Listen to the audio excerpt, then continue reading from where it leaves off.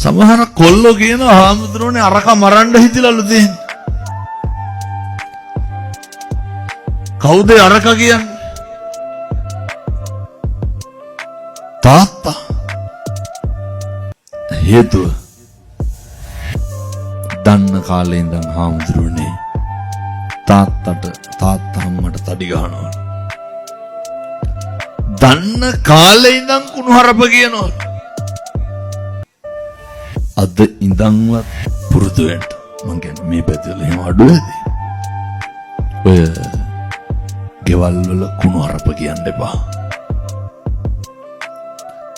ගෙවල් වල කිසි කෙනෙකුට තාතෝ කියලාවත් කතා කරන්න එපා. ගෙදර ඉන්නේ අම්මයි තාත්තයි දරුවෝයි විතරනේ.